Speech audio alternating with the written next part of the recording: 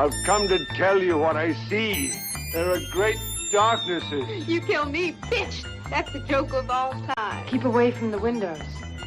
Somebody might blow you a kiss. Silencio. Silencio. Don't you like the taste of blood? You have meddled with the primal forces of nature, Mr. Beale. I shall now count from 1 to 10. We're gonna get done, dude! Yeah! He hates these cans! Because he's here!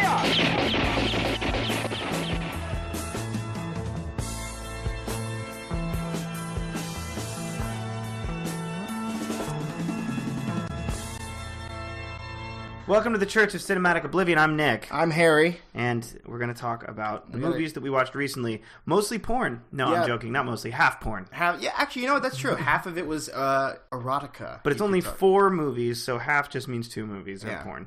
To put things in perspective, we watched one of these movies on Xvideos, which is a porn site. Yeah, well, it was on YouTube, but it had been pulled from Xvideos. Yeah, it had been seeded. Let's get to that, because this is not a porn review podcast. And in fact... Not yet. I'm taking it that way. Let's start with the non-porno movies. Mm-hmm. So I think that the good place to start would be Silent Running, because we haven't talked at all about it. No, yeah, okay, so I watched that last night, or I finished it last night. I started it like 2 nights ago. And I'm like not totally sure how... I have a pretty good idea how I feel about it. A space convoy on a strange voyage, carrying a rare cargo. The forests, the plants, the growing things doomed to extinction on Earth. For listeners who haven't seen Silent Running, it's a very 70s, but pre-Star Wars 70s sci-fi film. American sci-fi film. I think it's American. It's by Douglas Trumbull, who is a special effects artist famous for doing 2001 and the Andromeda Strain and Blade Runner and like basically all of like 70s sci-fi. And it's really interesting to see what 70s sci-fi looked like before Star Wars, because 70s sci-fi has in many ways a lot of similar looks to Star Wars, but it's such a different feel in every way because it doesn't have that levity. It's dark, it's heavy. In fact, even up to 77, and this movie's from like 71. 72. Even up to 77 when Star Wars came out, there were like really bleak apocalyptic sci-fi movies coming out. And this movie didn't actually remind me most of another sci-fi movie. What it most made me think of was the movie Vanishing Point, which, of course, is one of Quentin Tarantino's favorite movies, and what he was doing an homage to with Death Proof. It's a driving movie. Well, it's like, it's a driving... It's a good, as someone who knows literally nothing about cars, I still know what a Dodge Challenger is just because of Vanishing Point. Okay. The whole plot of Vanishing Point is a guy has to transport a car across the country, and in the middle of it, he decides, fuck delivering this car. I'm just going to do a bunch of speed and try to break a speed record, basically. But really, he's just running from himself. I don't need to get into the whole metaphor. That sounds actually really good. It is really good. And the way I've heard it characterized a lot of times, because he goes through a lot of hippie mini journeys. There's famously, he goes to a farm to buy more speed, and there's just a naked woman riding a tractor around, and while her boyfriend's in the house getting the speed, she's like, why don't you and I have some fun? And she's clearly this like hippie girl, and he's like, thanks just the same. And the whole movie is about the post-Woodstock era of hippies, where it's dying. And it's like, this guy is like, he's kind of like leaving it all behind. So now he's no longer a fun-loving, freewheeling hippie. He's just a sad drug addict. Yes, exactly. And the other thing is that there's this distinct feeling, I think, in 1971, that the 60s are over, and that you can see that transition slowly happen between hippie into disco freak into like 80s electronic Wall Street type yuppie, whatever. Now, of course, we're generalizing, and these aren't decades we lived in, but from what you see in media, I see Silent Running as the last stand of like the eco-hippie, basically. And I don't think the eco-hippie's always right in this case. Yeah. But he made me feel something. Well, okay, so here's what I think about Silent Running. I watched it last night. I really liked just as a movie, and then we'll get into the message and what it means. I really liked the first half of it. I really liked the aesthetics. I thought it had a good setup, a good like premise, and good sci-fi. They're cliche now, but the idea that all plant life on Earth is dead, and this one guy's regrowing plant life to refoliate the Earth. Like, that's a cool idea, even though it's been done since. But then it kind of just didn't go anywhere, and nothing really happened, and it kind of lost its point, I felt like. I really disagree, actually. I thought it was really sweet, and with where it went, and with with what I felt while watching it. It was like kind of a tearjerker for me. And what I was going to say about what you were just saying about it losing its point is there's a film, I keep relating to other films. I can only understand things in reference. I'm like a fucking Temerian, Darmok and Jalad. I can only understand things in reference, basically, to other things. So there's a Michelangelo Antonioni movie called The Adventure. La Ventura. I hate this movie. I haven't seen it. People love this movie for exactly the reason you're describing. Mm-hmm. The idea is it starts as a standard setup for an interesting movie. I think I was also pissed off because I watched this in high school with my high school girlfriend, and we both were like, what a waste of time. You always have personal reasons to hate movies. But the point is that they go to an island and one of their friends goes missing. Mm-hmm. So we got like a picnic at Hanging Rock set up. Wow, I'm going deep into reference within reference. Yeah. Well, I thought we were talking about Silent Running. I'm getting back to that. Okay. And they never find the friend, and even the plot about finding the friend disappears. Mm-hmm. And people say that La Ventura by Antonioni is all about bourgeois disaffectation, like, you know, just the unsentimental, the lack of sentimentality within the bourgeois class of Italy. Yeah. And so this anti-narrative of it fizzles out is appropriate. I fucking hate that movie. Yeah. Silent Running did the same thing in a way that I liked. That disaffected feeling, or what they call, I think I'm using this term completely wrong, but the waning of affect. Mm-hmm. That's not actually the correct use of that term, but it describes what I mean. The fact that the guy starts as this crusader, this Lorax, and then becomes just literally one of the last things he says, I just can't do it anymore, is about the 60s dying. That's cool. I didn't think, all I thought of it was as, in terms of a plot, he starts off with a motive and action upon that motive. He's He's working on taking care of this forest in a space dome in outer space, and the plan is to bring it back to Earth to refoliate the Earth. And his, like, comrades on the ship don't really care about it, and they kind of goof around, but he's really into it, and he's really on board with this mission.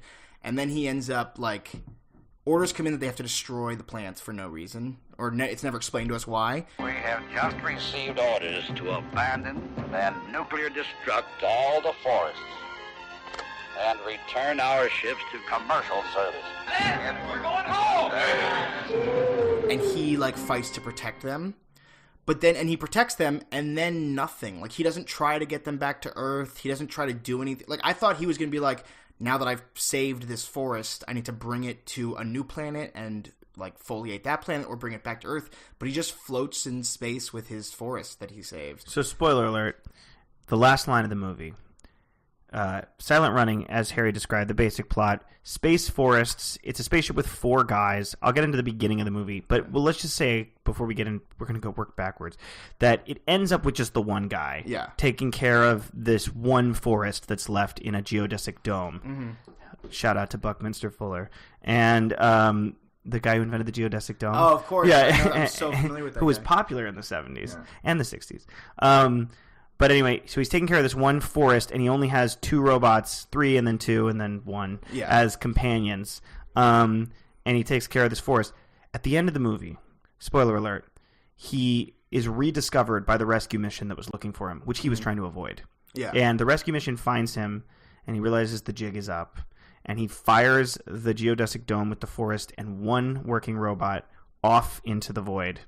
And then he says to the robot that's with him, which is badly damaged. Yeah. He says to the robot that's with him, when I was a kid, I put a message in a bottle, and I threw it in the ocean, and I have no way of knowing if anyone ever found it. Oh! And that's what the dome is. That was completely lost on me. That's the whole point of what he's saying at the end. Okay, damn, okay. That actually makes a lot more sense. I literally just thought he was like, I'm just going to let this forest live for its own sake, like for the rabbit's sake. No, he's hoping it lands somewhere. He's hoping someone finds it. It's like the Voyager, you know? It's kind of like Star Trek 1 in that way. I did like a lot how sad this movie was. And how, like, downer tone it was. I did like this movie. I know I'm saying, like, I started off negative. I did actually pretty much enjoy it a lot. I wouldn't say I really liked it or loved it, but I definitely liked it. Mm-hmm. I really liked it. It made me... I was kind of bummed the whole next day, which is how I knew it worked. Like, I fucking felt sad for those poor little robots. Everything was... Like, the way he takes care of the rabbits and the birds, and, the little robots are, like, cute and cool. And, everything is sympathetic in the movie. And even, like... He kills his comrades to protect the forest, and then, like, feels really bad about it later. Like, the movie's, even though there is, like, violence in it, it's still, like, the whole movie's about sympathy and loving stuff. And it was really sweet in that way, but also a little bit heavy-handed in that way. There's a part where he's eating a cantaloupe, and the other guys are eating, like, space mush. And he, like, gives this whole speech about, like, this stuff is from the Earth. This is real. This actually exists. This is life. Not that processed crap you guys are eating. And it's like, I get it. It's a little over the top. But what an accurate depiction. I'm not saying that movie... When he yells that at them, it's not supposed to necessarily be that movie yelling that at you. Yeah. It's us watching this kind of aging, angry hippie. Hey, now, what's a big deal? I can't see the difference between that and this anyway. You don't see the difference? The difference is that I grew it. That's what the difference is. That I picked it and I fixed it. And it has a taste and it has some color. And it has a smell. And that it calls back a time when there were flowers all over the earth. And there were valleys. And there were plains of tall green grass that you could lie down in, that you could go to sleep in. And there were blue skies, and there was fresh air. We live in San Francisco. Yeah. So when I say we all, I mean we in San Francisco and probably a lot of people across America and Europe have been, and the whole world, have been yelled at by an aging hippie who's saying that something we're doing is not real. Yeah, you know, yeah. like who's been like, that's not how you read a book. That's not how you eat food. Yeah. It's a fucking cantaloupe, you piece of shit. And seeing all what's funny is it's really easy in my instincts and in the way the movie is set up to see our main character as this persecuted hippie because the other three dudes on the ship are like jocks. Totally. They like They're drive just over fun and they like drive over his flowers. They don't give a shit. They're so excited to blow up the forests. But if you also watch it from another perspective, in a lot of ways, it's more like they are kind of just like, dude, chill the fuck out. And and they have been in space for years. Yeah. And they finally got told you can come home. And they're like, fuck yeah. And then this guy, he says he's been up there for 8 years. And they say it's time to come home. He's the hippie who never wants to come down from his acid trip, man. Yeah. He doesn't want to come down. And he kills them to protect his, like, thing. Don't stop the buzz, man. Don't kill You're the party. harshing my vibes, bro. Yeah. Play something more chill, bro. It was effective. So the opening scene where they run over his plants, and he's like, I actually was really sad for his plants. I know. It was effective. I definitely, like, felt the whole movie. Like, he's so sad when the one robot gets destroyed in Venus's or in Saturn's ring. And it's like, he calls them drones, like they're, like, not alive, but he, like, treats them like they're alive. And then he eventually teaches them to play games. I was going to say gives that. them names. A while back, I was going to say, this movie effectively, through good writing and very simple filmmaking techniques, managed to make me care deeply and emotionally and feel sad the entire next day about two mini fridges. Yeah. Like about two mini fridges on a track. I think another part of it that made it really cute is they have this like wobbly way of walking. They're like, I don't know how they did it because it looks like puppets, but there actually were midgets in those suits. I think there were midgets in the suits. There were, because it credits them by name. Little people in the suits. Also, it was considered a huge influence on George Lucas on how he would do. Clearly R2-D2. Yeah. R2-D2, and a lot of the other little like passenger droids look a lot like the drones from this movie. But like it doesn't look like people in suits. It looks like puppets. The legs move all like lightly, and they kind of come up into each other. And the hands are definitely actual, like robotically controlled little metal arms because of how awkward they are. Like they grab things really weirdly in a way that you can see that it's imperfect. Mm-hmm. When they're holding the poker card and they're trying to put it down. That's the best part. Yeah, you can tell. He drops 3 cards. He does it right, but it's super awkward. And you could tell that they've done that take like 80 times. Yeah. And they're like, Sven, one more fucking time. Get the cards on the table. Yeah. Or also the pool. They bring out the pool robot and it shoots and it misses and they go, oh, it missed. What are the chances of that? It's like, yeah I'm sure. I remember the shot where the one robot takes the triangle and then one by one is putting the balls in the triangle to set up the pool game. I was like, how is that better than him just doing it? Why can't he just do it? Yeah. But because we love an underdog, seeing the robots struggle and have a hard time following his orders made them more sympathetic. And I love one of the last shots is the last robot that's left. I think it's Huey. Is it Huey or Dewey? He names them Huey, Dewey, and Louie after the ducks. The Scrooge McDuck nephews. Yeah. I don't know their relations, but yeah, the Duck cousins, the Donald Duck cousins. Yeah. Or they're his nephew or some shit. And the last one, the other one's super injured and is with him on his ship, like his deathbed ship. And he leaves the one to take care of the forest, and he's watering it. He doesn't have like a detachable hose. He's watering it by holding a watering bucket in his little robot hand. The aesthetics of that. If anything makes it heavy-handed, and it's a watering bucket that has like cartoons on it. Like no, they're his children. Yeah, and if anything makes it heavy-handed, it would be the thing that I actually like, which is the original song by Joan Baez. Yeah, no, the song's good. Be more hippie. It's so hippie, and it's Joan Baez, and it's a folk song. Fields of children running wild in the sun. And it totally doesn't fit in a sci-fi movie, but it's really charming, and it works, and it's always they always play it when he's in the forest. They don't play it when he's on the ship.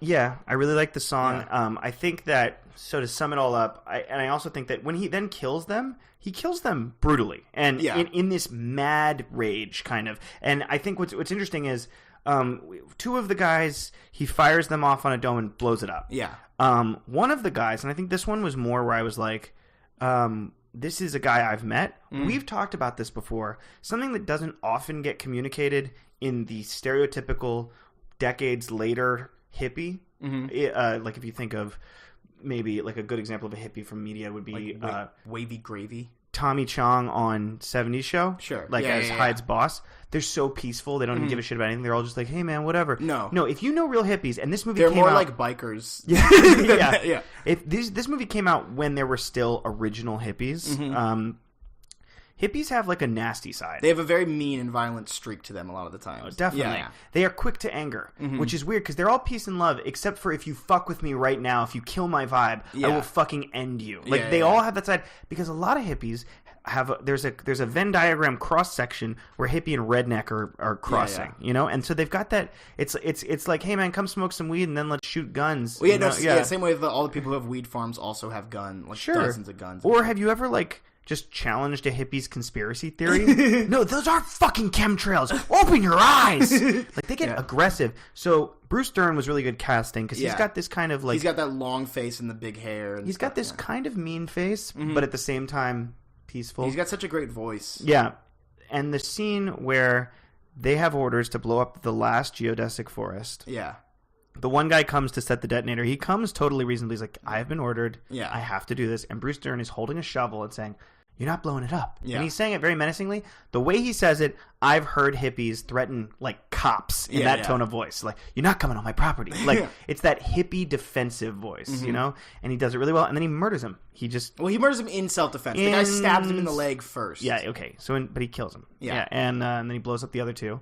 Then he manufactures a complicated lie to the rescue mission about how there was an explosion and he had it and he's losing control, and then they say you're going into the dark side of Saturn, and the entire rest of the movie takes place while he cruises on the dark side of Saturn until they find him on the other side, which I see as a total metaphor for like the hippie psychedelic haze. Like I'm going into the dark side of Saturn, and I even hope works I never with like an astrology metaphor too. Right.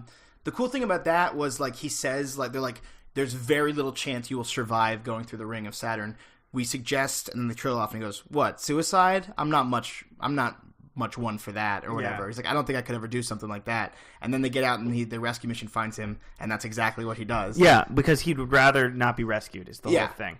I really do see that, and it doesn't have to be a metaphor. It's literally just the story of what it is. But I really do see that as that hippie notion of like, I don't want to come down from this. Yeah. I don't want to go back to real life, you know? I want to just live with my forest in peace with my robots and on the dark side of Saturn. You know, it's that hippie notion. Now, what I also think is that at the end, I don't know if he's not a perfect protagonist. He does some shitty things. His motives are good.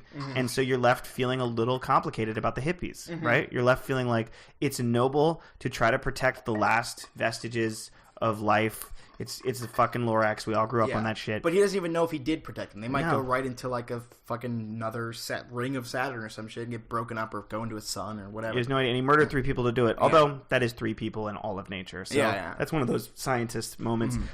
This movie definitely influenced Interstellar in a pretty major way. And, both in the idea that there's no nature left on Earth and you got to bring it somewhere else. And also the robot design reminded me of the Interstellar robot. Really? Yeah, a little bit. I don't know. And then also it was clearly like, it's considered a cult classic, and you can see how it influenced other filmmakers throughout the 70s and 80s. Also WALL-E, because WALL-E, there's not WALL-E, but some other robots in the space station. Yeah. No, Bernie and some other robots in the space station who move on a track like they do at one point when they're on the outside. Yeah. Oh, okay. So that's Silent Running. Silent Running. Cataclysm in outer space. Every moment bringing its own danger as man explores the mysteries of an unknown and limitless universe. Yeah, do you want to talk about I'm Madman? Your choice. Honestly, we watched that like a week ago, and I barely remember it.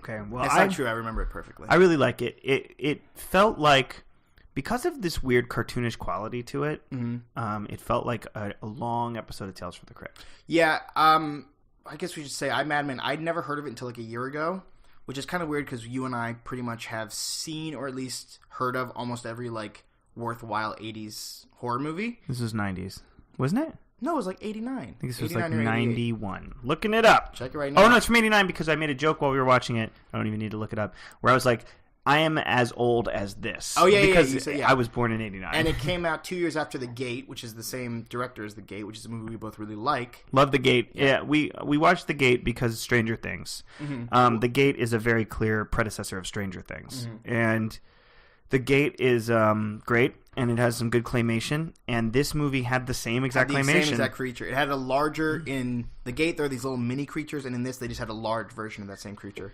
Now, why I like it, or why I was attracted to it, is because of two things. First of all, it turned out not to be, but two of my favorite subgenres of horror, neither of which actually exist, are library horror. Yeah. Fantastic genre. Any horror that takes place in a library, The Pagemaster, Maniac at Large, The Tale of the Quiet Librarian. There are Librarian, a couple episodes of TV shows. The beginning of Ghostbusters, and I'm Madman actually takes place only for one scene in a library. Most of it takes place in a bookstore. It doesn't even take place mostly in the bookstore. Mostly in her apartment. So it falls more into a genre that I can totally substantiate as real with over 30 titles in the genre, which is the Mad Masterpiece. Like, let me explain. Literature. Mad Masterpiece genre. All right, please.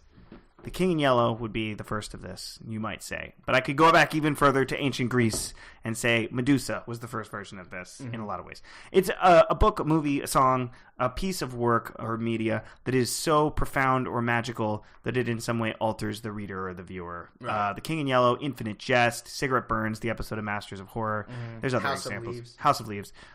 This one, do you want to talk about the plot? I guess, yeah. I Madman is about a woman who reads these pulp novels, these pulp horror novels, and all of a sudden there's this one author she's interested in, and she finds the book that she's looking for on her stoop, and she starts to read it, and then the murders from the book start to happen in real life.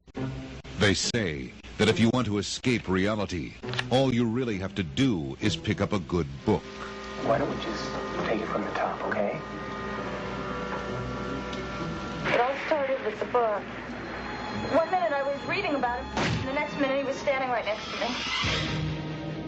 Yeah, and she is living the book as the main character, whereas she is this woman. It's a cool setup. She is a woman who the main character is so obsessed with that for her he cuts his face off. He cuts his face off, and then he needs to collect new facial pieces to rebuild his face to attract her. Yes. But, which is, of course, the contrived nonsense plot that a good slasher movie should have. Not that this isn't a slasher, though. So to be clear, he cuts his face, and then he cuts his entire face off, and then backtracks and says, I'm going to piece by piece put my face back together. It's like, dude, make a decision. Yeah, for you, Anna, or whatever. Yeah. It's all for you. Aren't you attracted to me now? Yeah. But yeah, so the things in her book start to come true. It was cool. I liked it mostly. It was one of those horror movies that I watched it, and I was like, that was good. That was probably better than average, but I'll probably never really think of it again. Body part collection is a time-honored tradition of horror movies.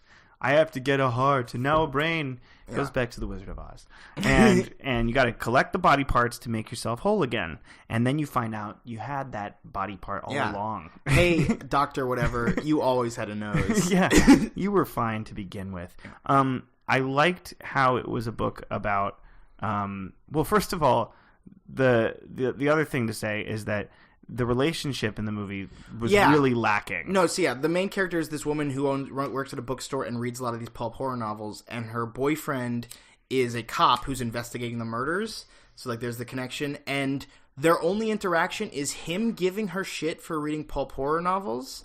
And then, like, and then them arguing. And then there's one scene where she says, on 1 to 10, how much do you love me? And he says 20. And that's the only moment of, like, tenderness or romance we see between them, and the rest of the time they're just arguing and hating each other. I commented that I thought this seemed like a pretty cool lady because she just likes to stay up all night reading pulp literature. Yeah, she's cool. She works at a bookstore. Her boyfriend's a dick. Don't do that. Fucking ashing in my succulents, you heathen. Anyway, the fucking pentagonal cauldron over there. You put the ashes in the cauldron. All right, it's a little slice of life right there. Leave that in. The point is that she reads pulp novels all night. It opens with her reading a pulp novel where a monster jumps out of a box or something. Where they create a half jackal, half human boy, That's and he jumps out of a box and kills people. And that is the monster that looks exactly like the thing from the game. Right, and so that's the thing. And then she's reading I'm Madman. Throughout the entire first 4/5 of the movie, she keeps describing her novel to her boyfriend, and he keeps going, God, would you shut the fuck up? He's such a dick about it. And then she says, oh, by the way, these murderers that you as a policeman are solving are exactly like the book I'm reading. He goes, would you shut up already? And then he's like, oh, maybe you were right. Yeah. Like at the tail end. At the very end of the movie, it ends with them, like, kissing at the sunrise, and supposed to be like, well, look, their relationship is saved. He's like, still who cares, dude? Also, this is a thing we noticed. He gives her so much shit for the books she reads. He's like, this trash. And you're like, there was, in the 80s, it seems, a huge stigma against, like, pulp horror as, like, something that is considered garbage. I think it's funny, and maybe speaks to actually a better time in the world of books, Yeah. that books were so widely read that you could be judged for reading trash. Yeah. Nowadays, especially as a teacher who has plenty of students who have never read a single book in their life, if I see a student reading literotica or, 50 Shades of Grey or hentai, any of that crap, I'm just like, good for you for reading. Stay away from me. But I fixed it. What do you mean? Look, a clean slate, fresh palette. Good Didn't for you. Give one of your students 120 Days of Sodom?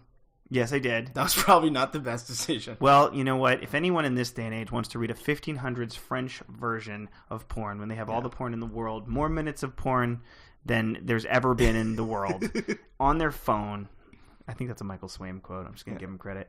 And they choose to read their porn, power to them. It's still developing brainwaves. And I read the 120 Days of Sodom when I was 17, and it had a profound effect on me. Definitely didn't do anything. Definitely didn't hinder your development. Are you trying to transition into talking about muscles? No, I'm not just yet. But we will talk about 120 Days of Sodom in a bit. I want to say a couple more things about I'm Madman. That whole thing about pulp horror being considered trash and looked down upon is a thing that's prevalent in a lot of 80s horror movies that I have no idea about. So what's another example? In The Mouth of Madness, there's all this talk about Sutter Kane being, like, trashy horror author. In that movie, Beware Children at Play, the main character does the covers for pulp novels, and everyone hates him for it. In The Fisher King with Robin Williams and Willie, the dude from The Big Lebowski, Jeff Bridges. Robin Williams stalks a woman because he loves her, and then eventually tells her he stalks her, and she thinks it's cute, as happens in 90s movies.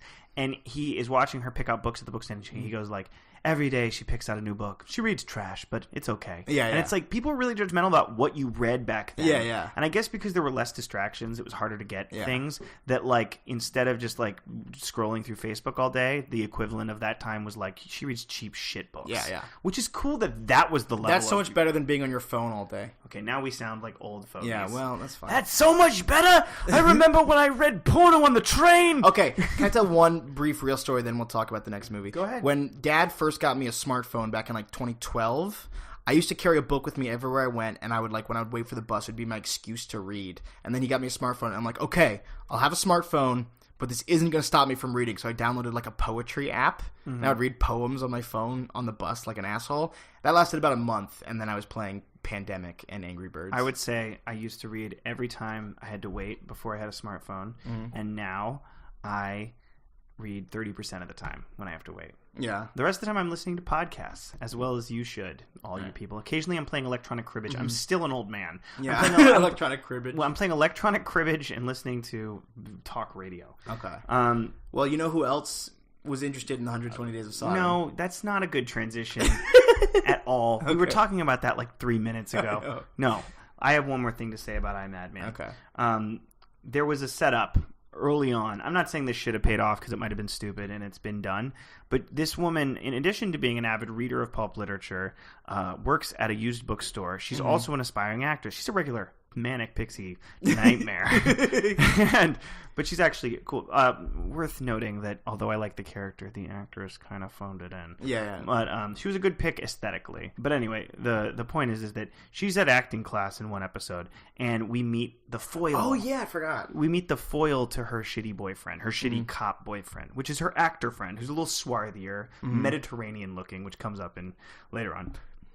And the two of them, who have immediate chemistry, which she does not have with her boyfriend, you get that what turns out to be a complete red herring, that she's not going to end up with her boyfriend, her shitty cop. With this guy, but then we won't see that guy again once. Well, let me get to that.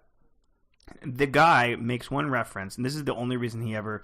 you might as well say, actually, he dies. Yeah. He gets murdered by her Madman. And he makes a reference to the fact that in their acting class, what they've rehearsed together is Cyrano de Bergerac, right. which we were talking about. And he pulls out a fake nose, like, they're not going to see my Cyrano. And it's not just a reference to Cyrano in the sense that it's the fake nose. It's the reference in that it's the sense of the person who's pining from afar, right, and like pitching woo in a like roundabout way, right? Which is a metaphor for who the Madman is, and it's also set up for that guy gets murdered for his nose because the killer's putting his face to get back together, and he kills that guy for his nose. So it's like a double setup, which is a little bit more clever than highly literate than the rest of this movie was. This movie also makes a lot of film references. She watches a piano player play across the street every night. And right, it's very Rear Window in that way. Yeah. And it's like Rear Window. And then she watches him get murdered, too. She watches him get murdered like in Rear Window and can't stop it. And that's the point when the turning point in her relationship where she's like, I told you what was happening and it's from my book. And the guy's like, you're fucking crazy. Yeah, we couldn't get over how bad the love story in this movie was. Yeah, but you know what? The cool thing about the ending, spoilers, but we're going to spoil most movies. Yeah, I'm going to make a statement right now. If you see that we're going to talk about a movie in the description of this podcast, just know that we're probably going to spoil it. And if you don't want that movie spoiled, then skip it. Well, that's from now on, we're spoiling movies. Well, basically, we'll always talk about the movie, and before we spoil it, we will say spoilers. And if you want to use that little 15-second ahead clicker, you can do that about, tick it 4 times, and you'll be ahead of this shit. But at the end of the movie, they set up at the beginning that she has the claymation monster story called like Much of Madness, More of Sin, which is a terrible title. And then she reads I, Madman, and then at the end, the Touch of Madness, More of Sin monster pops back out of the box and saves them. Right. Which I always love. That was cool, and I liked the claymation monsters. That's like a classic Mechagodzilla comes back out of the ocean. Well, there was a part, it was claymation, half puppetry, and you can see the puppet strings in a couple shots. It was fun. I, Madman, read any good books lately? I don't honestly have much to say about I, Madman. I thought it was fine. I thought it was passable. I didn't particularly feel strongly about it. It could have gone farther, but I liked the visual style, and it was kind of like a living 90s comic book look. Yeah. I know it was 89, but as someone who was born in 89 was basically the 90s, so whatever. Although some other people say the 90s didn't start till 92. Yeah. So that's when you were born. That's literally us. We're each debatable 90s beginning times. Yes. We made a mistake, and we talked about the 2 non-pornographic movies in a row. So now we have 2 back-to-back porno movies that we have to talk about. Yeah, I guess we better get into it. Which one do you want to start with? Well, earlier, let's try this transition one more time. Harry mentioned that I am so in favor of women like the lead character of I, Madman, who read smut, that I have given a copy once to a very smart boy. A copy of the 120 Days of Sodom to a very smart, worth noting, gay boy. Who I don't know that that's worth noting. Because the movie that we're talking about. Oh, yeah. Good. You're going to out your students to transition in our podcast. I didn't say anyone's name. Yeah. But this movie was about a Japanese gay man who is desperate to get a copy of Pier Paolo Pasolini's premier final film. The opposite of a premiere. Solo. Yeah. The movie is Muscle from the same year, 1989. と一緒にいてくれ。俺をいじめたけど、一緒にいじめろ。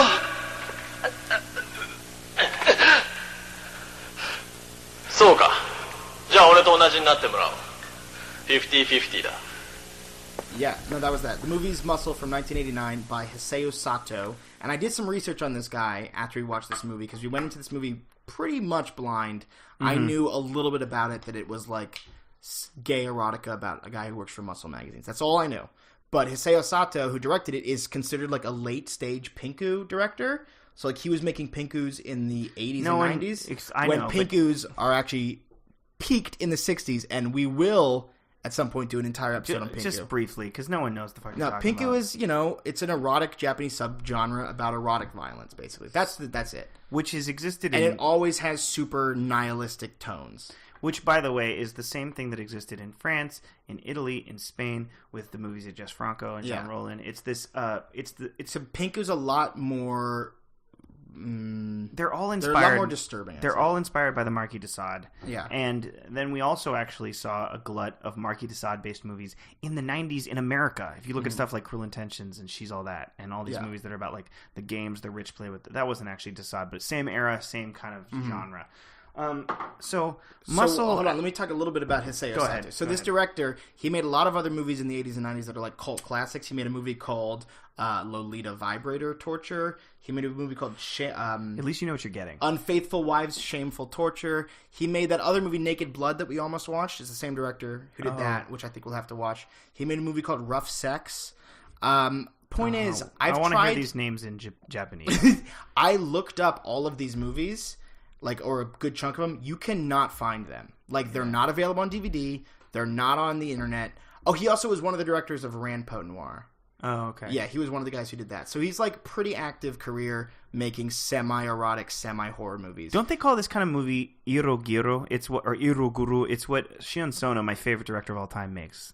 No, it's more late-stage Pinku or Pinky Violence. Pinky Violence. Yeah, which are different things. Pinku and Pinky Violence are different. Point is, Muscle is a homoerotic Pinky Violence movie. Wait, I'm actually curious. Pinku, let me just guess. Pinku is like the hentai of Pinku, and Pinky Violence is like the ecchi?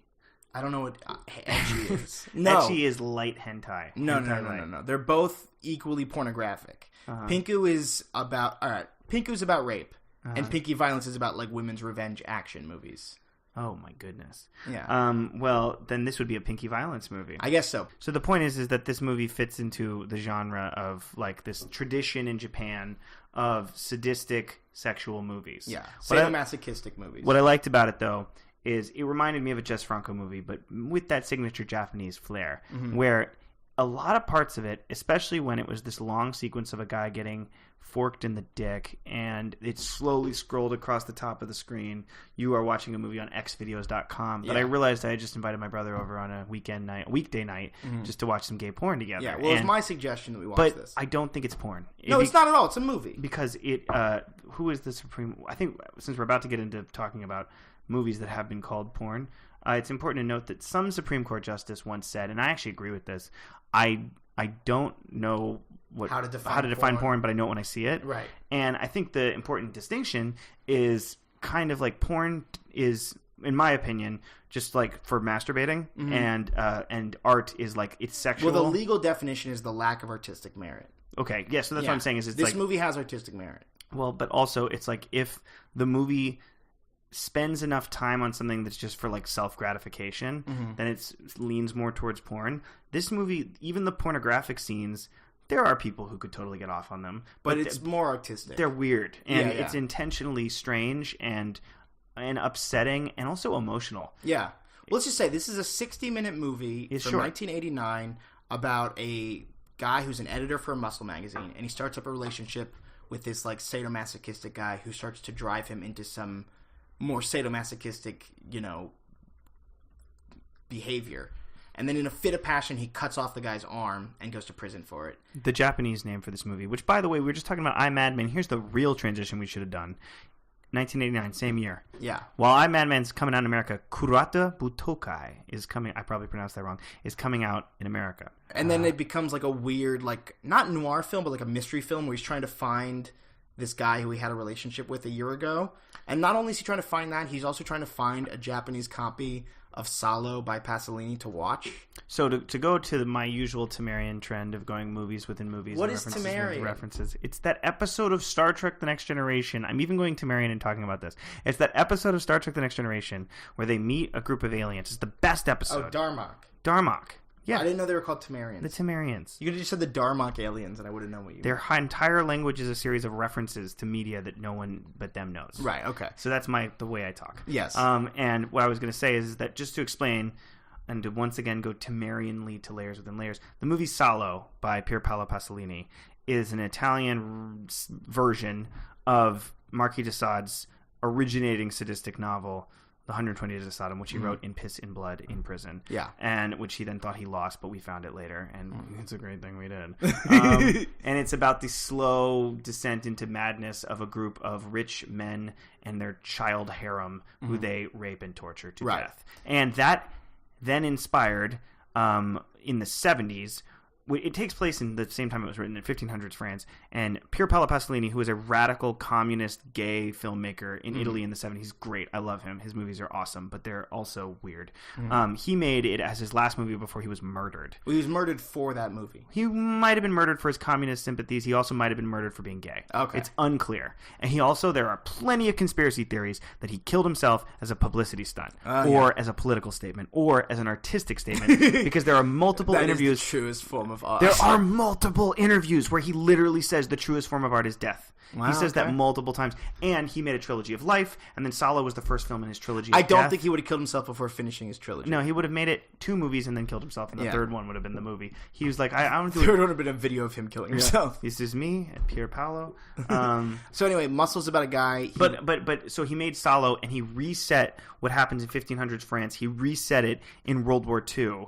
With the Nazis know that it's kind of like Silent Running. It's like the Nazi version of Silent Running, where they're like, our way of life is dying. Just imagine Joan of Arc singing, "Sing 'em on the Joan of Arc, Joan Baez, Joan of Arc on the funeral, on the burning at the stake, singing, "Sing of all the flowers like a child," or whatever she sings. No, the Nazis were basically like that sad hippie on the spaceship, where they're like, our way of life is dying. This is our last stand. Let's kidnap all the people we can and torture them to death. Yeah. And he reset that very, I think, profoundly in end of Mussolini era Italy. But then the other thing to keep in mind is it's like one of the most disturbing movies ever made. Right.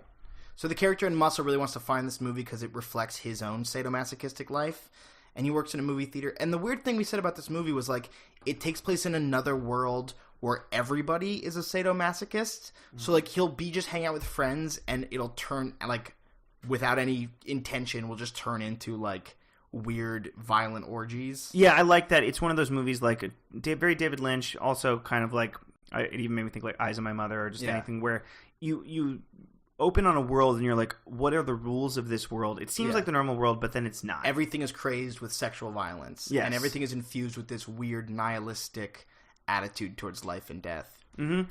So the basic gist, though, in a lot of ways, it's a beautiful story of 2 people who love each other, who get in a fight, and neither one wants to be the first one to apologize. Yeah, you could easily say that. which is, anyone who's been in a relationship has been in that situation. But these 2 guys start hooking up, and they really get into this passionate physical relationship. And then they get into this passionate sadomasochistic relationship. And then eventually... And one of them takes it too far. In a fit of sadomasochistic ecstasy, the one who's usually been the submissive, the one who's usually being dominated, cuts off the arm of the dominant one, whose name is like Katami, yeah. Yeah. And the interesting thing about that is the whole movie, he's then looking for the guy whose arm he cut off. And he keeps the arm in a jar jar by the bed. And he keeps saying, like, Katami was a sadist. He keeps saying that to people, and people go, aren't you the real sadist? And there's this whole underlying thing of the submissive being the one who's really causing damage. Yeah. And that's, like, an interesting idea, and especially, like, with this, like, subtle character reveals of him actually being, and then, you know, near the end of the movie, he kills somebody in, like, a fit of passion, and you realize, like, oh, no, he is the real sadist in the relationship, and he is the, like, him being submissive is also him being violent. Yeah, and what's interesting is that's most movies about relationships explore straight relationships. It just gets easily the most screen time, and so we are used to these female-male these heterosexual cisgender female-male dynamics throughout all movies. When it's two gay cisgender men, it's a totally different dynamic because there's always the interplay of dominant and submissive, and they can agree on one or the other, but it could also just like constantly be in flux. Yeah. And so I think it's interesting that it expresses that. Yeah. And that it's about like, he's definitely, our protagonist is definitely like the submissive as the movie begins. And then it's about his search from this kind of submissive position. But yeah, you're right. People keep saying, aren't you the real sadist? Yeah, they say that to him like 3 or 4 times. And it calls it into question. And then at the end, this sort of, literally it ends in a fight and then a dance. I think it expresses perfectly the dance of Dom sub flux in this beautiful way.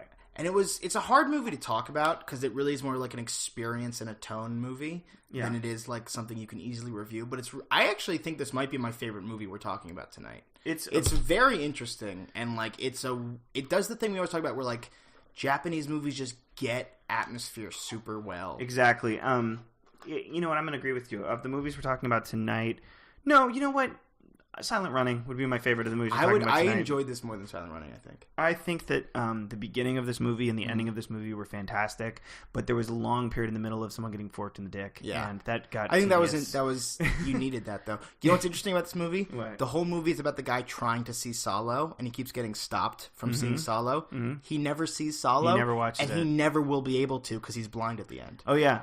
So he never got to see the movie. That's the real joke. That was time now! Yeah, no, it's very much like that. The poor guy, he'll never see Salo. So that's the part I do want to mention is this movie... This had an element of man masterpiece also. Oh, totally. Yeah. Totally. He never gets to see Salo. This movie opened with... I remember I was kind of into it because, first of all, I really like the music. It's super 80s. It opened with a bunch of guys doing like muscle man things. It was a Muscle. photo shoot for the Muscle magazine. Photo shoot for Muscle magazine. They're like doing, they're flexing their muscles. They're greased up. It's playing this awesome 80s music. Then it goes into the relationship and the arm getting cut off. The guy keeps the arm by his bed. It's this beautiful lusting. So 2 of my favorite scenes. The last scene is one of them. But before that, you hinted at this earlier. He goes over to dinner at a straight couple's house. Yeah. It's actually probably the first straight couple we've seen in the movie. It's mostly been men. Gay men. But the husband of the couple also like might have propositioned him in an earlier might be scene. bi or omnisexual, pansexual. And in a very, at first, like, what the fuck? Maybe this is a cultural misunderstanding for us because we're American watching this. But then you quickly realize, no. This is not what Japan is like. This is what this movie's world is like. The woman says something completely innocuous, and the husband says, like, shut up, and smacks her in the face. He slaps her really hard at the dinner table, and then she gets up and smacks him hard, and then he immediately wilts like a flower. And it's worth mentioning here. And then he falls to the floor, and she basically rapes him. She shoves her heel in his chest. Yeah, and she stomps on his dick a bunch, and then rapes him. The other guys in the corner, our protagonist, just watching completely placidly, like it's not even anything. And that's when you kind of realize what world you're in. Yeah, you're in a world where everybody is like a psycho, violent maniac, basically. What's weird to me, and I would really like to hear from listeners, because I've heard that this is part of a Japanese cultural sexual dynamic. I don't want to make assumptions. I've never been to Japan, and I've never had sex with someone from Japan. But I've seen Japanese porn before, and I've heard this discussed on cultural websites, and I see this in this movie. There seems to be this dynamic where one person, it's not only dom sub, it's literally one person is doing everything, and the other person is a cold dead fish. Yeah, they don't even move. Well, that's kind of what this whole movie's about. Yeah. is that dynamic. Yeah, so I wonder how much of that is cultural and how much of that is just this movie's dynamic, you know? And I do want to hear from people. Anyway, I really liked Muscle, and I also think we should try to find some of these other Hisao Sato movies. I didn't get to talk about the other part I really liked, which is the last scene. And the last scene of the movie, he finally, after searching and searching... First off, it's worth mentioning that Mad Masterpiece style, he gets a copy of Salo in PAL form, P-A-L. He gets it from someone mailed to him, and right when he gets it... He gets it mailed from Italy. Yeah, from Italy, because that's how you had to get movies in 89. And he's at, like, the pier with... Or he's in, like, a bathroom with, like, someone who he hooked up with earlier... And this guy's like, is that your movie? And he, like, destroys it. And then he kills that guy. Yeah, he kills that guy for destroying his... So then at the end of the movie, he finally finds Katami, whose arm he cut off. And they have the most amazing sequence of a reunion where they hate each other and they fight and they say, here's your arm back, and they say, you can torture me to death as long as I can be with you. And it's this beautiful scene of like reuniting. And they do it all in front of a screen at a movie theater. It's like a kabuki play. Well, yeah, they're acting it out as the whole thing is like they're acting out Salo in front of the movie screen because they never actually got to project the movie onto that screen. Right, and they wear masks and they run around, and Kitami's lived this whole new life, and he has like 5 boyfriends, it looks like, who wear his gang of boys. Yeah, who like wear weird masks, and then he says like, do whatever you need to do to like make this okay. And so Kitami says, okay, I'll even in the score. And instead of cutting his arm off, he cuts his eyes out. He cuts his eyes out with a samurai sword, then takes him to the roof, and they slow dance on the roof while, like, American New Wave music plays. Yeah, well, like, it's like The Cure. It's a band called, I looked it up, it's a band called Coil. Yeah. And I'll put that song in the background right here. It's a good song. It's a really good song. I said when we saw it, I said, you will never find that song. Okay, you know how I found it? What? Because IMDb took down their message boards recently. Fuck that. But there's a website called moviechat.org where somebody archived all of them. So any message board post, you can find all of them. And I looked up, and the only post for this movie was, what's the song at the end? And someone answered, it's the band Coil, and the name of the song. That's great. Yeah. I have some songs from movies that I've never found, and I've searched everywhere on the internet, but we'll talk about that another time. Yeah.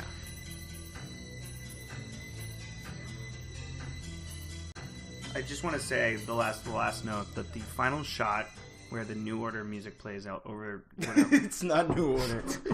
It was beautiful. Yeah. And that was the moment I decided that Muscled is a beautiful movie. Muscled is a great movie. It's not for everyone. No, it's not a great movie, but it's a good movie, and it's a very interesting movie, and I want to look at some more Hayao Sato movies, and I want to look at some more weird Japanese exploitation movies in general. I think we should watch Angel Dust next. Let's get into Sogo Ishii and Japanese cyberpunk. Yeah. Sounds good. The other movie we watched was not good. It was a much less interesting version of art house pornography.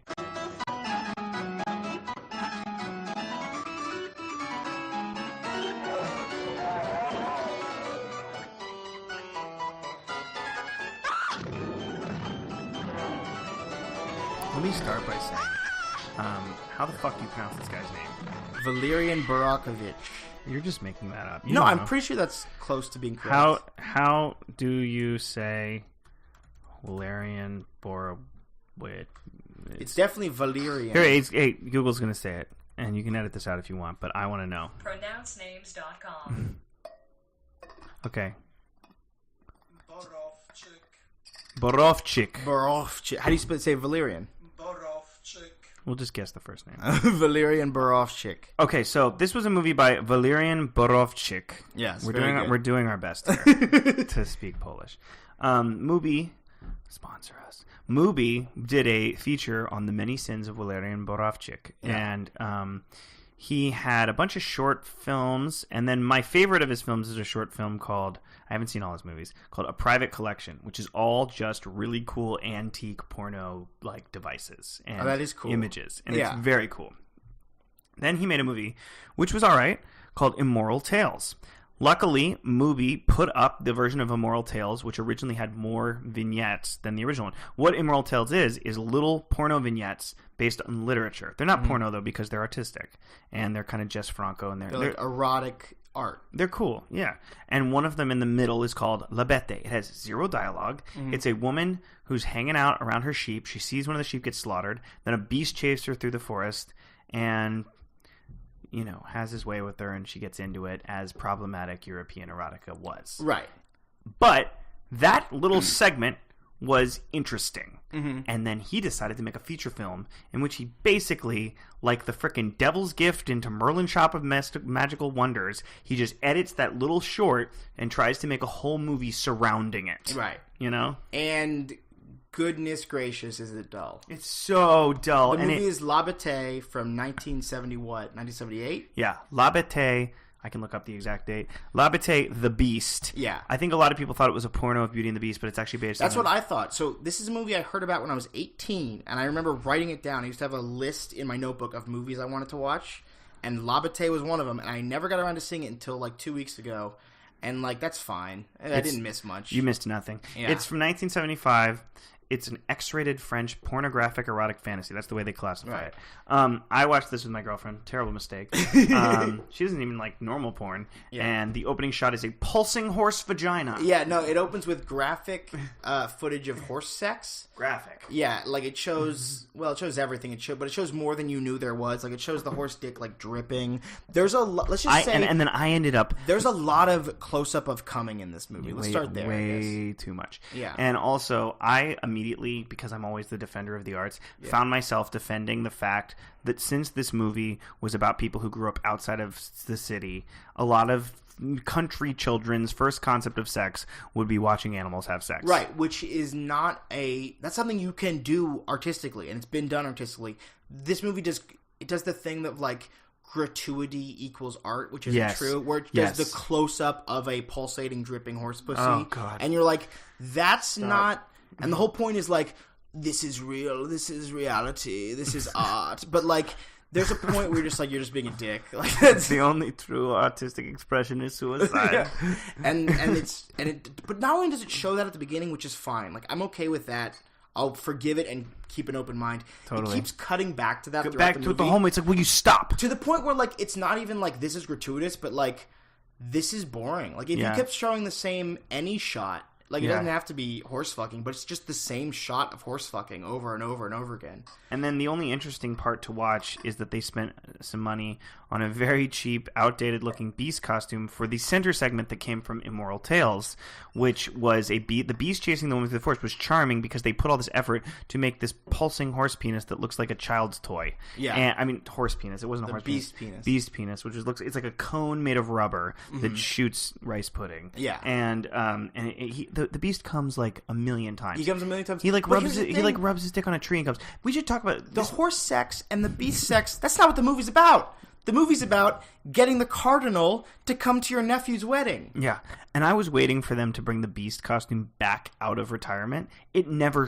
shows up. The whole movie's about this like rich family that's like, we need the cardinal to come to our son's wedding and our nephew's wedding. And the guy's like, I don't want the cardinal to come to the wedding. He's like, but your brother's the cardinal. You must call him and get him to come to the wedding. It's so dumb. It's like, Jesus Christ. And then it's also, I thought... So much talking. You're like, I'm begging to see some more horse pussy. This is getting boring. They also have a hilarious...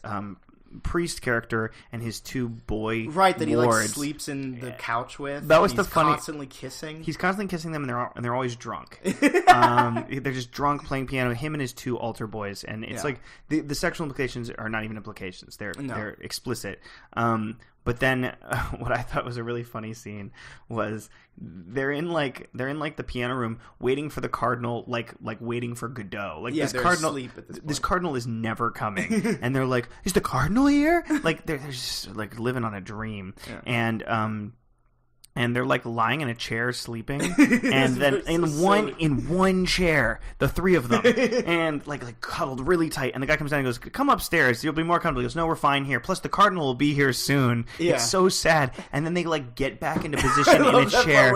He pulls them back to him and in they the cuddle chair. back up. And I just remember thinking about being that altar boy and being like, having to stay still in that chair. Oh, it's hell. And then the whole movie, the way it turns out is there's a lot of masturbating, there's a lot of coming, there's a lot of flashbacks of that Beast segment cut throughout. That Beast segment is all the movie should have been. That's the only interesting thing happening. It didn't need to be any longer. And so then at the end, right before the cardinal shows up, so finally it pays off, the cardinal does show up. But after everything's happened, they reveal that the marriage that's going to happen, the man of the marriage is the child of the bestiality that we saw in the segment of the woman and the beast. And he also has the beast syndrome. He has a tail. It's not that big a deal. He's got like a claw. They put like a tail and a claw on him. And then the cardinal comes in and he's like, "This is a sin." And then there's a long description where the priest is like, "Is it a sin to touch an animal just affectionately?" And then he says, "It is if you touch the animal's genitals." And I was like, that sounds reasonable. And then, but then he goes further. He goes, "To the point that it ejaculates." and I was like, so it's okay to just touch it like briefly. Just like, hey, I bet on the farm you do have to touch animals' genitals probably. every now and then. You know, you got to sex the rabbits to make sure they don't end up. But here's the thing: I don't want you guys to think that like we're not like, oh, this gratuitous sexual art film is bullshit. Because we're the demographic for this kind of movie. No, totally. We love Valerie and Her Week of Wonders. Yeah, so this movie reminds me a lot of other European sexual art films that are a lot more interesting. Valerie and Her Week of Wonders, Black Moon, or any of the movies by Jess Jodorowsky or Jess Franco, they're all like in the same category of like sexual art film and also like fairy tale to a degree. Harry loves Fascination. And they're a lot better than this and a lot more interesting than this. Black Moon specifically is like what I would consider to be just a better version of this movie. A woman breastfeeds a unicorn in that movie. That's amazing. So you should, it's by your best friend Louis Malle. Oh, he's not my best friend. So if you think you want to watch La Bête, go watch Black Moon. It's more interesting. La Bête just isn't interesting. It doesn't do anything super artistic or fascinating. It just does. It's just kind of boring. Any Jess Franco movie is better than this. Seriously, there's a part in La Bête where a woman masturbates with a rose, like she rubs a rose all over her It's clit. disgusting. And it's like, and it just does a close up of that for like 7 minutes, and it's like, this is not artistic. Rose pussy, like that's a cliche. Like that's not just gratuitous. I don't know if it's a cliche. I think it's a cliche. I've never seen that before. That William Blake did a poem where a woman picks a rose and it's a metaphor for her masturbating, and that's the 1700s. Well, yeah, I would say misfire on this one. My favorite example of a similar movie, we said Valor in Her Week of Wonders, although that's not X-rated, but it's of a similar visual style.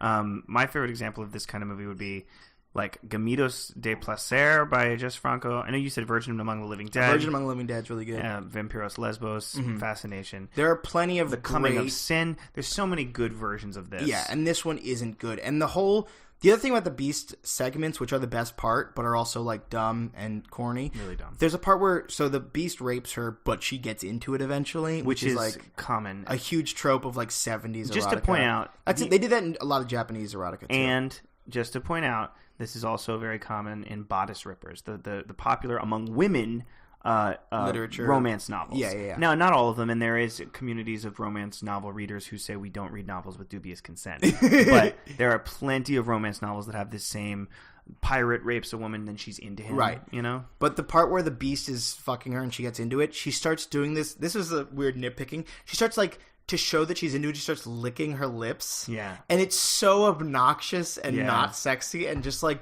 really weird. And the whole Beast segment has this really awful like chamber music in the background. Yeah, it's like bam, bam, bam. It's a harpsichord. Yeah, it's just a lone harpsichord, and it plays throughout the whole thing. And like it just goes in like a loop, and it's so like ruins the tone.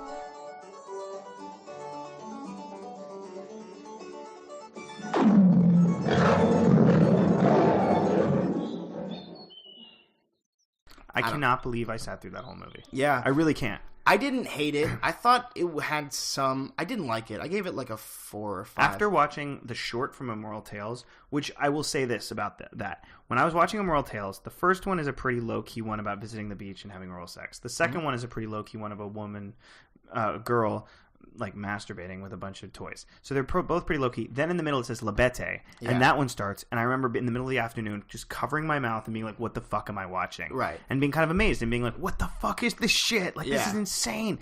Just the short of the Beast in the woods with the woman is something of some artistry. Like, it has a charm to it. Right. And then this movie... that is just stock, like, is just bullshit. You took your delicious cupcake and you tried to build a shit cake around it. Yeah. It's terrible. It's just awful. I wouldn't say it's just awful, but it's not very good. Here's the thing. 3 or 4 out of 10. Valerian Borovich, however, he was, like, considered, like, a really great up-and-coming director in the 70s, and then a lot of people saw this movie as his decline. Like, a lot of people in contemporary to him, like, when this movie came out, this movie was declared, like, oh, he's going downhill now. Yeah. But then if you look it up on IMDb, people love this movie. People are like, oh, this is a great art house fairy tale. Or like, this is, sexual coming of age done really interestingly. And it's like, it's really not. It's not artistic.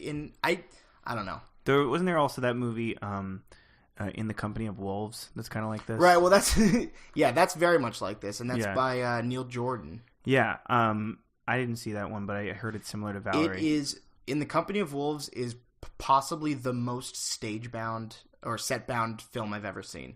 Really? The whole movie's supposed to take place in this forest, but it's just a painted backdrop, and it's so glaring and in your face. Little Red Riding Hood. But yeah, it's a cool movie. Basically, there is Little Red Riding Hood is what it reminds me of. But it's fucking La Bête. It's based on a novel called Loki's, I think. Yeah, it's based on some old Polish also, novel. in the sense that it had this aspect of it that I really do like in fiction, but it was done terribly, where the Christian civilized woman who's bound to marriage, who's maybe a virgin is implied, although I didn't think so with this character, encounters a pagan symbol, right? Yeah. And that goes back to some really cool stories like The Great God Pan, or one of my favorites, The Story of a Panic, which is a short story about where they all encounter a pagan god in the forest and then sprint out into nature. That's cool. The idea of Christian culture, and there's the cardinal and it's Christian culture, encountering a pagan figure who corrupts them is I didn't even read that deeply into this. Well, that's a cool concept. Yeah. Because there is this very Christian edge and they meet a pagan figure. It's just so terribly executed that I don't care. That's the real thing. This movie could have been interesting, and I was intrigued by the premise, but it was just not good. No, it was just bad. All right, let's do a wrap up. I think we should do that every time. I think we should talk about all the movies and just give our log line. Okay. So let's switch off. To start, we had Silent Running, which we both thought was pretty good. Yeah, I enjoyed it. It was kind of whatever. No, it wasn't whatever. I liked it a lot. I really like Silent Running. I think it's my favorite movie we're talking about this time, and it's sentimental, end of the 60s sort of swan song. Well, I think Muscle was my favorite movie of this one. It was really interesting and nihilistic, and I'm always kind of fascinated by weird Japanese sadomasochistic sexual movies. I think they have really cool tones and really good nihilistic messages. Yeah, you don't have to defend that opinion at all. Yeah. And then I really hated La Bête. Yeah, I didn't like La Bête. Which was a garbage attempt at artistic cinema that didn't pan out well and should have just stuck to the short segment from Immoral Tales that it was meant to be. And then I, Madman was cool but kind of forgettable. I, Madman was like a really good TV movie of Tales from the Crypt. Yeah, it was a long Tales from the Crypt episode. Yeah. So thanks for listening. Yeah. And keep watching the screens. Is that our tagline now? I don't know, dude. We're still developing. Let's have a new one every week. Yeah, we'll come up with a new one every week. Fields of children running wild in the sun. Love